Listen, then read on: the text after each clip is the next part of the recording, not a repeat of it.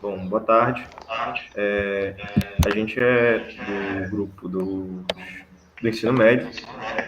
Aqui é a atividade do AVA, terceira semana, do PROEF, polo da UFT, Universidade Federal do Tocantins, no polo Miracema. Aqui eu me chamo Caio e Ana Raquel. a professora Ana Raquel, nós dois ficamos com essa incumbência do ensino médio e somos apenas nós dois, né? Por isso foi solicitado que fosse um grupo de até 5 pessoas, mas só foi possível um grupo para a gente ter esse debate de 2 pessoas. Mas dá para fazer da mesma forma, tudo bem? Aqui a gente vai, a partir das perguntas não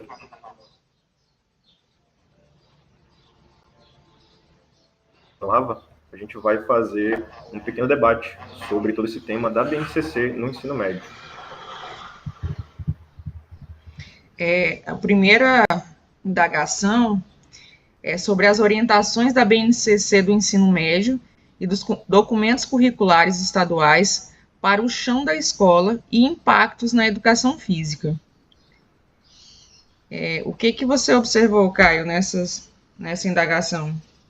Bom, como primeira instância, eu tenho percebido que alguns professores, de outras disciplinas principalmente, eles reclamam bastante da pesada e extensa carga de disciplinas que tem. Então, tem muita disciplina para dar em um espaço curto de tempo. E no caso da educação física, pelo menos na BNCC, é um pouquinho diferente, porque é mais abrangente, faz para a gente, deixa-nos, de certa forma, livres para montar um currículo de acordo com o que foi o ensino fundamental, e aí vai de acordo com os nossos DCTs, né, do DCT, Documento Curricular do Tocantins, no nosso caso.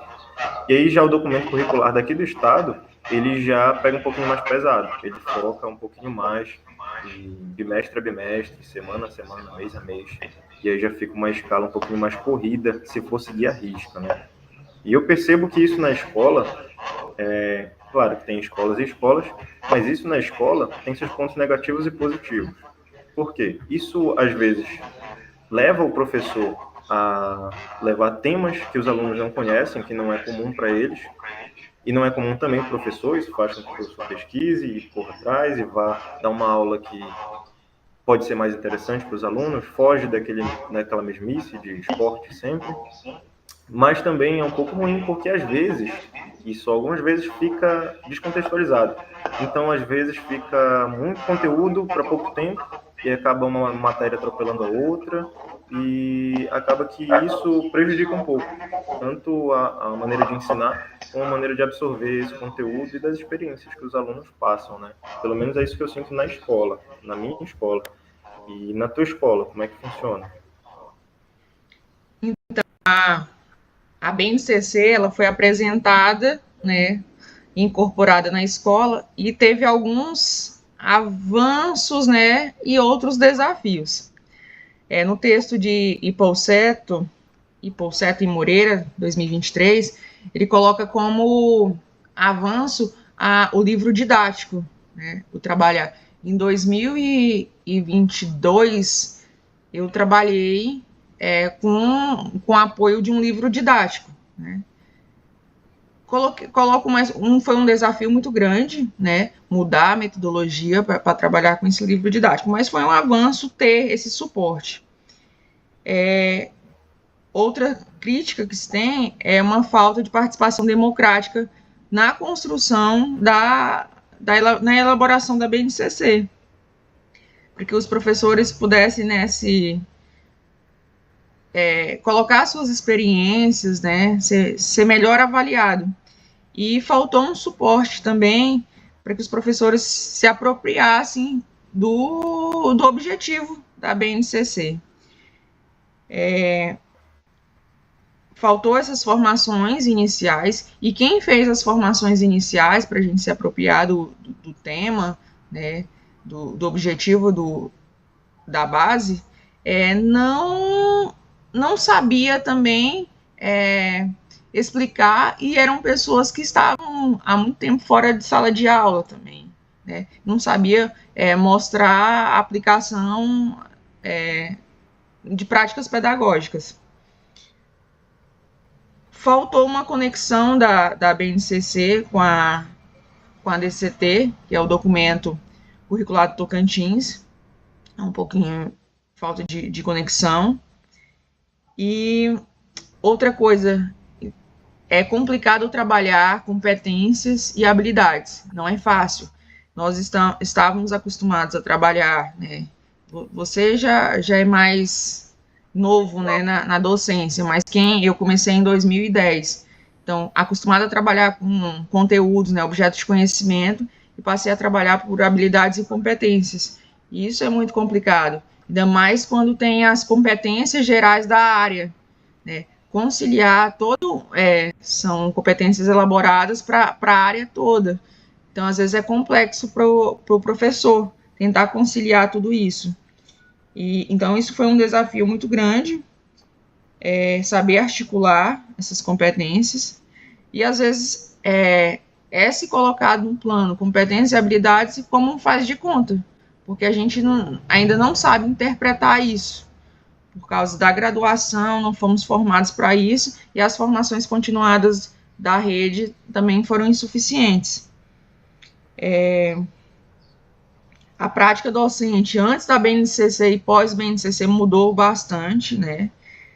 Primeiro que a metodologia centrada no aluno foi modificada, a gente teve que centrar mais no aluno, que coloca o estudante como protagonista do processo, e o professor, né, antigo, se sente assim com o ego ofendido.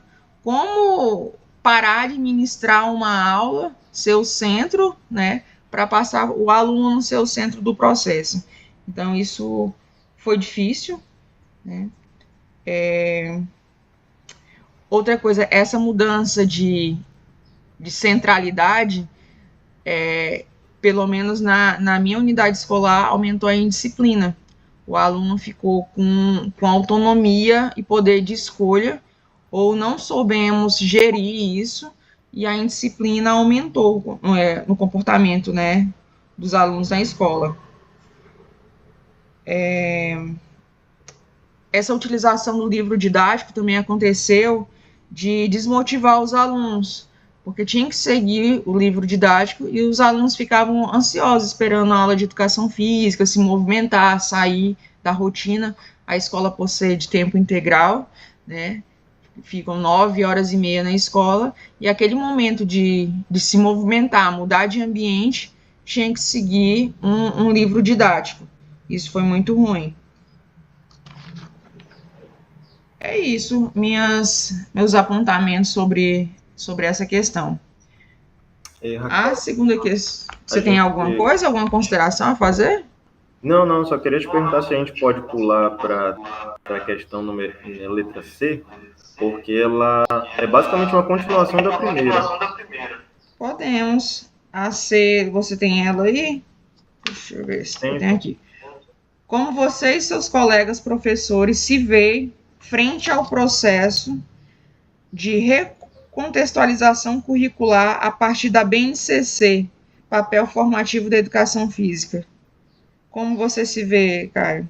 Pois nessa questão aí da BNCC, tu até falou, né, que eu sou recente na educação, eu comecei agora em 2024. Então, quando a BNCC foi feita, eu estava na universidade ainda.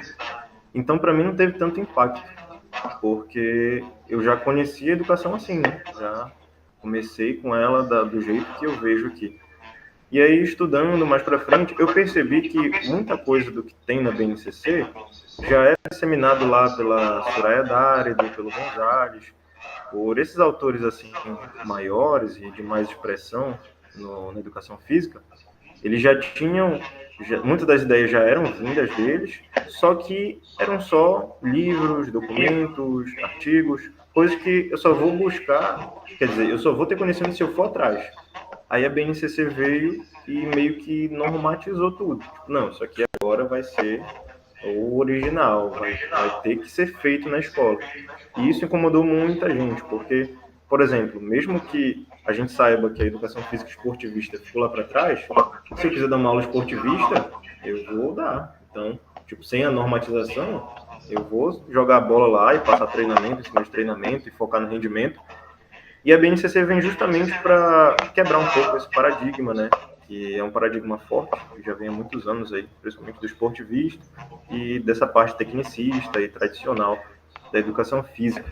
E também em outros professores da escola, eu reparo, não só de educação física, como de outras disciplinas também, eu reparo muito que são professores bem mais antigos do que eu, né, claro, tinham suas metodologias, já seguiam há muitos anos, e eles estão se adaptando até hoje. Então, a BNCC veio há 6 anos atrás, e 6 anos eles estão passando um processo de adaptação. E esse processo não terminou, eles vão continuar se adaptando ainda por um bom tempo. Porque não é fácil, né, mudar totalmente o jeito como tu olha a educação, o jeito de se fazer. Como tu tinha falado, a centralização no aluno acabou sendo algo novo, porque tradicionalmente conhecido, como a gente aprende na universidade, né, o ensino tradicional é ali uma aula expositiva. O professor fala, o aluno faz uns trabalhos, faz isso, faz aquilo, mas meio que o centro era no professor, porque o professor está ali expondo, é o detentor do conhecimento. E aí já a BNCC traz modelos mais disruptivos, né? Modelos que acabam quebrando esse tipo de paradigma com o tradicional. E gera muita estranheza no começo. Não só no começo, né? Porque já estamos com 6 anos e continua sendo um pouco estranho. Como foi a tua percepção lá na tua escola? De mudança e de adaptação também, né? Todo esse processo tem que estar mais tempo na educação.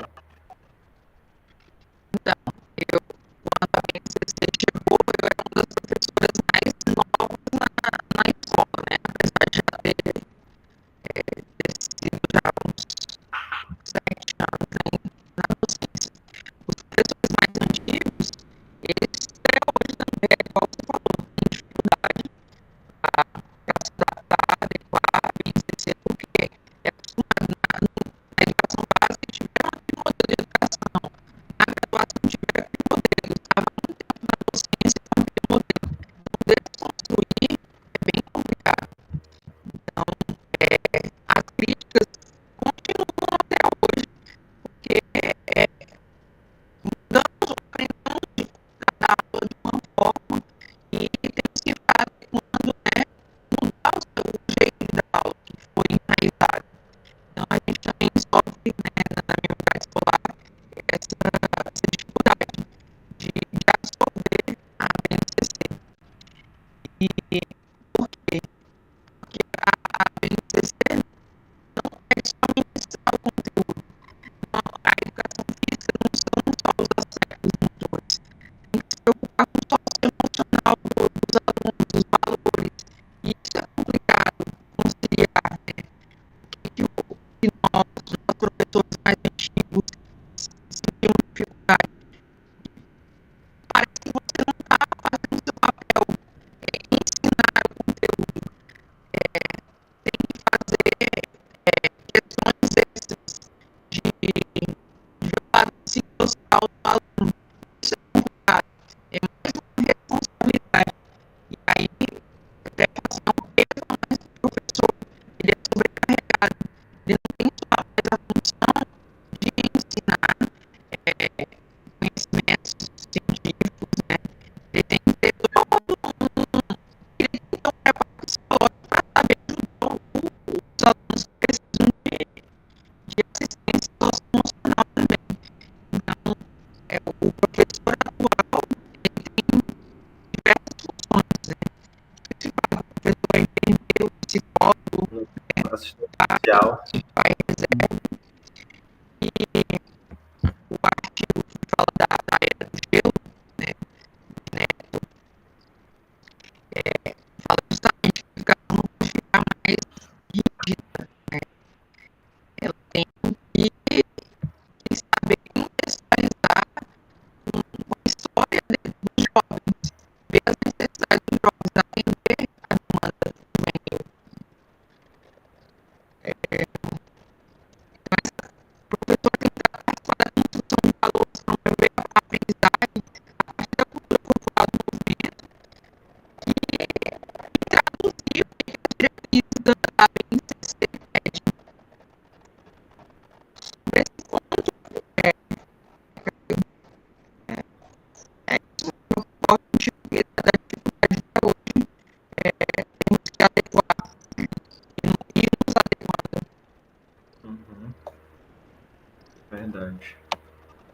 E aí, queres voltar para a letra B agora? Ou... Porque a letra B é mais curtinha, né?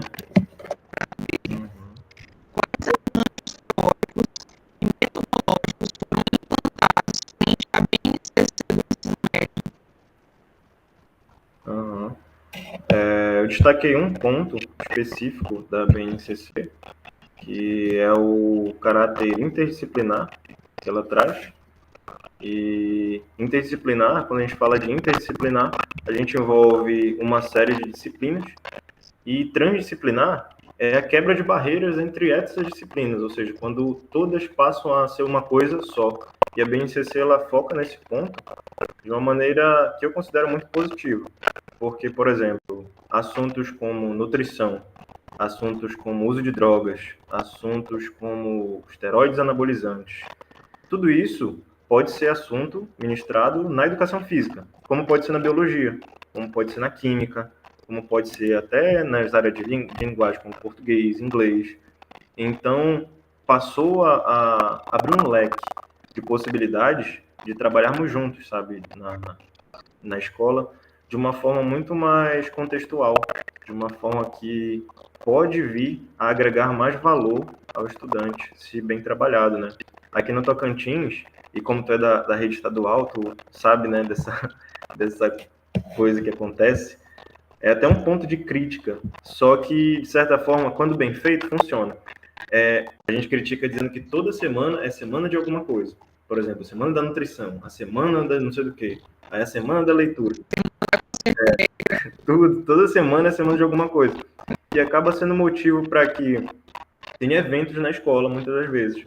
E esses eventos levam tempo, levam preparação, levam isso e aquilo, e perdem-se tempos de aula. Só que, algumas vezes, os alunos se sentem muito engajados nesses eventos, então para eles é importante estar ali tratando daquele tema e tudo. Eu estava bem de perto acompanhando a Semana da Nutrição que teve lá. Então, tem um professor na minha escola, ele tem uma eletiva que é de plantação, é de horta, sabe? Plantio, essas coisas. E foi muito interessante trabalhar com ele. Ele é professor de matemática, o que é muito curioso. E ele conseguiu fazer uma eletiva sobre plantio, que ele tem uma vivência nessa área. E eu, como sou de educação física, também trabalhei a parte da nutrição e a gente trabalhou juntos. E foi bem interessante ver o resultado nos estudantes. Eles conseguiram fazer apresentações, gravaram vídeos, e aí cultivaram uma horta mesmo na prática lá na escola. Isso foi bem legal. E essas semanas, quando a área que eu moro é uma área de interior, a escola que eu dou aula é uma área de interior, então muitas pessoas daqui moram em sítios, moram em pequenas fazendas, e isso é contextual para eles. Essa parte é importante. Então é bem legal a gente ir adequando, ver o que na BNCC vai realmente agregar valor para esse meu aluno. E aí não dá para eu fazer isso se eu não enxergo quem é o meu aluno, se eu não vejo quem de fato é esse aluno, o que ele gosta, o que ele não gosta. E claro que alunos do ensino médio acabam, às vezes, não tendo maturidade suficiente para tratar certos temas, né? Alguns são mais delicados, mas cabe ao professor ali intermediar esse tipo de aprendizado, que é novo, né, para a gente.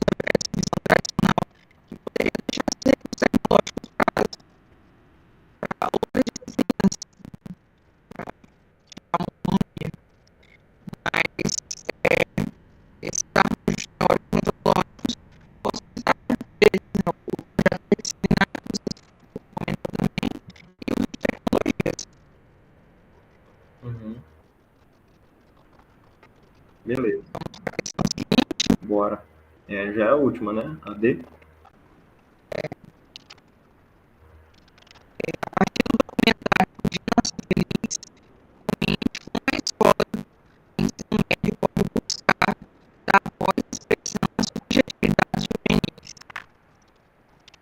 Essa questão é meio complexa.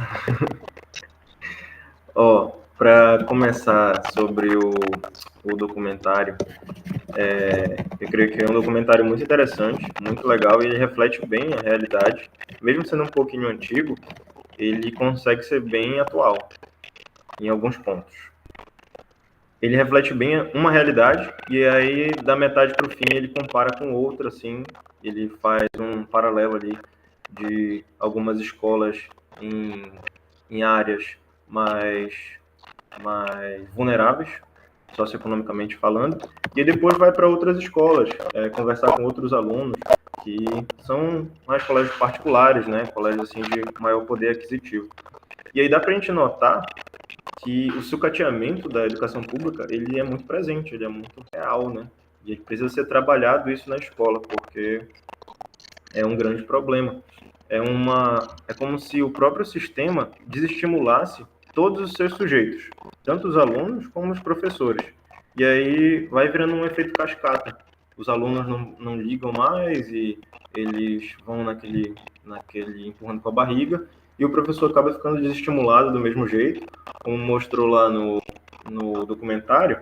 Alguns professores eram recorrentes em faltas, porque eles meio que consideravam assim, tem dias assim que não vai nenhum aluno, vai um ou dois, eles nem ligam e tal, então meio que dava para entender que a participação do professor não fazia tanta diferença assim na escola, o que faz, né? O professor, ele é um dos principais sujeitos da escola, junto com os alunos e toda a equipe.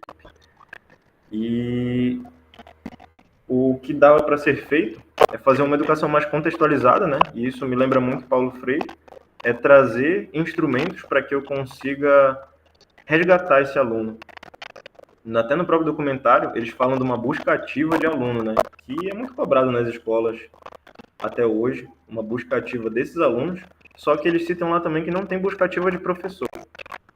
Não tem busca ativa de professor hoje em dia, porque os professores, a partir do momento que eles acabam ali se desestimulando, é muito difícil trazer esse professor de volta, né? Porque o sistema, ele mostra que está deteriorado, que precisa de uma revitalização e tudo mais.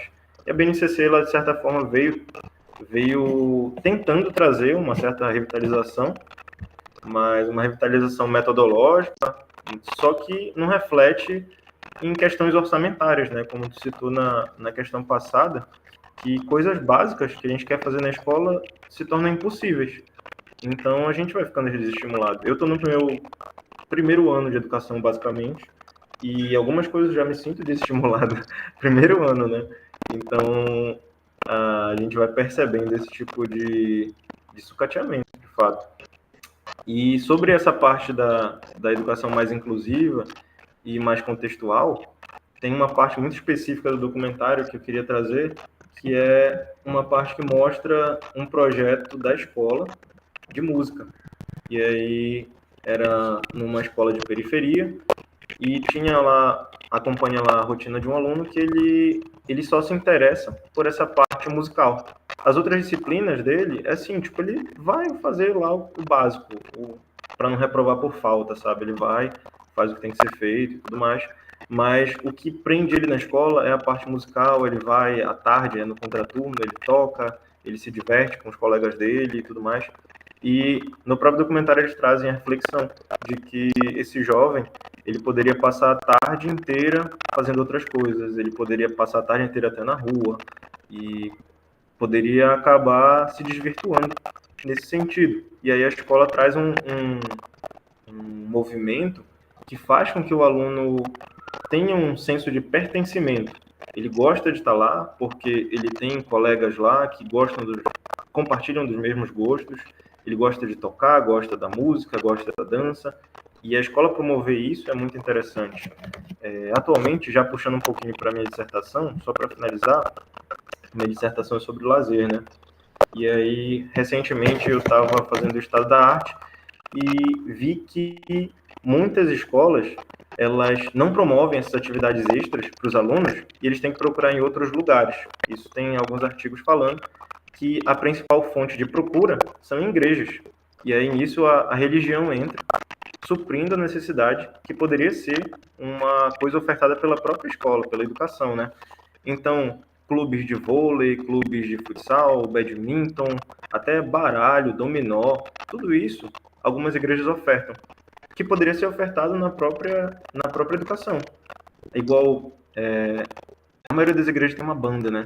E isso mostra lá nos artigos também que essa parte musical, a educação deixa um pouquinho a desejar, e tudo rebate novamente na questão orçamentária, porque trazer um professor de música seria mais um gasto, e aí tem instrumentos, e aí tem uma série de questões orçamentárias e burocráticas que fogem do nosso controle, né? E a gente acaba sendo um professor que tem que improvisar muito, se quer dar uma aula a contento.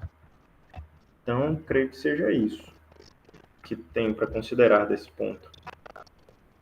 Então, Caio, o documentário, né, aborda essas diversas realidades enfrentadas pelos estudantes e fala de diferentes contextos socioeconômicos no Brasil, e a escola precisa dar voz e expressão para os alunos.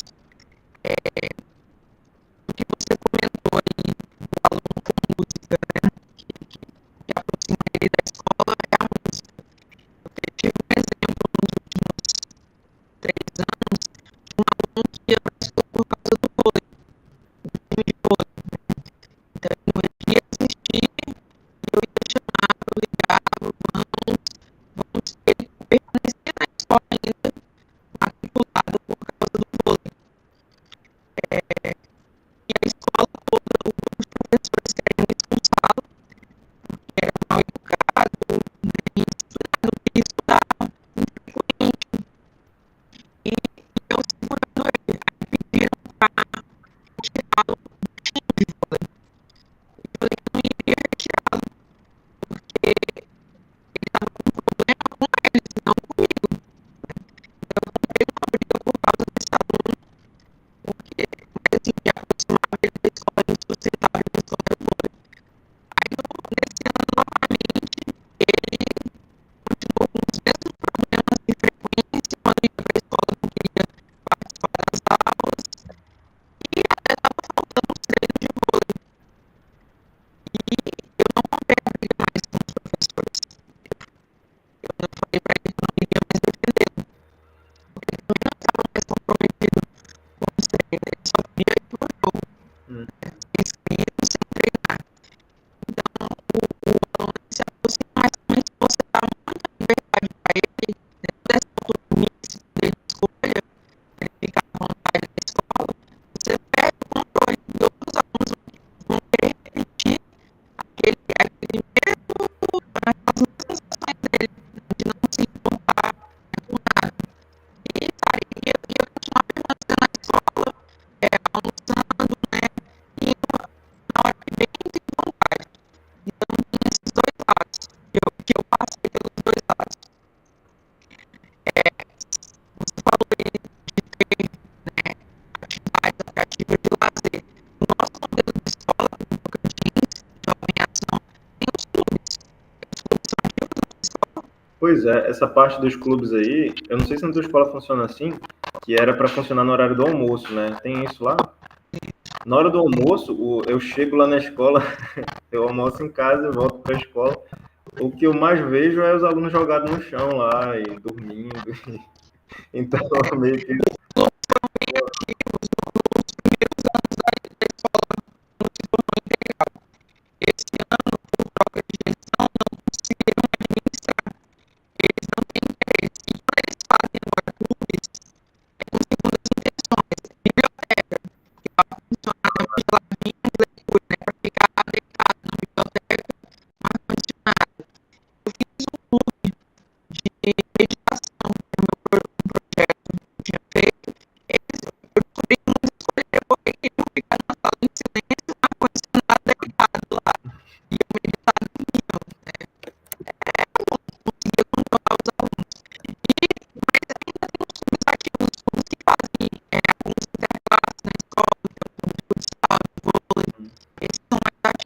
Olha, é engraçado que lá na escola tem dois clubes que são bem ativos, que um é de tênis de mesa, porque durante o almoço inteirinho eles realmente passam o almoço inteiro jogando tênis de mesa, e o outro é de badminton.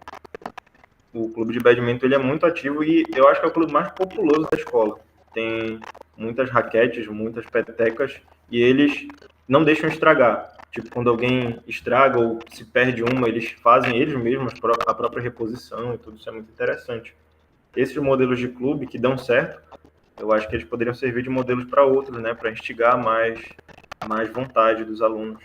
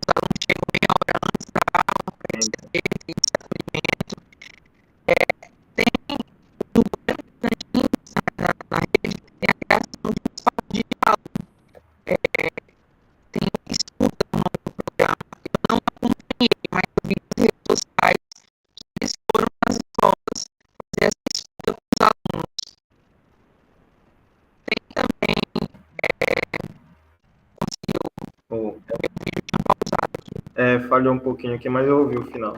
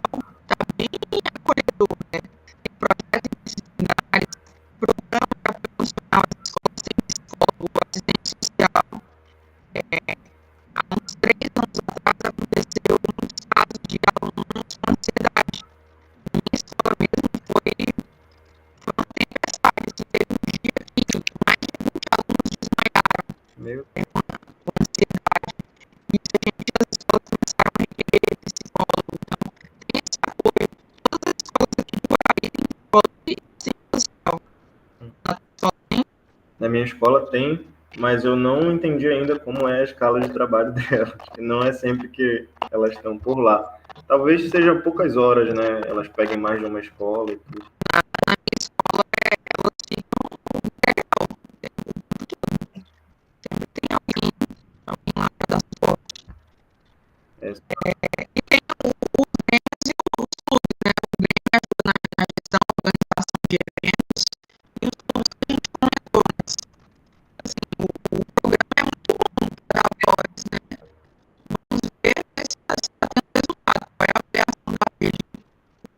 É verdade. Outra coisa que eu acho um pouco desconexa é que a educação, assim, colocando o aluno em primeiro lugar e dando voz aos quereres dele e tudo mais, é muito boa.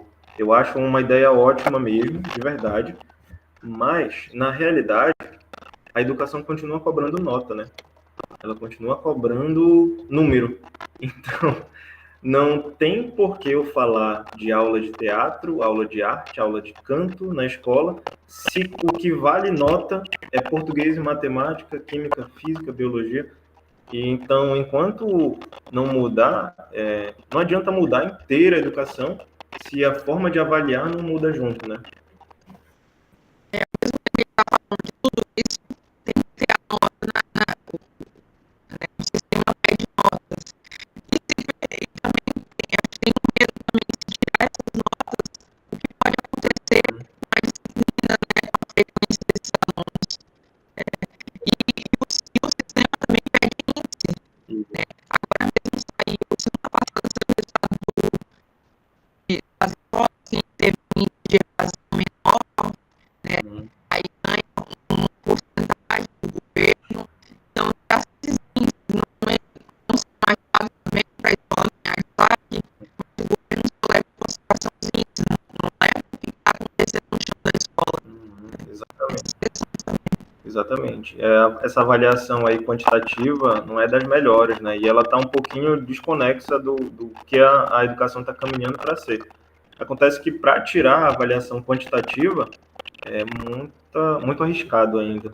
Eu acho que tem que ter muita coragem por parte governamental e talvez ainda não seja nem o momento certo, né? A gente ainda não tem a maturidade correta para saber avaliar sem dar nota, saber avaliar independente de números. E é isso.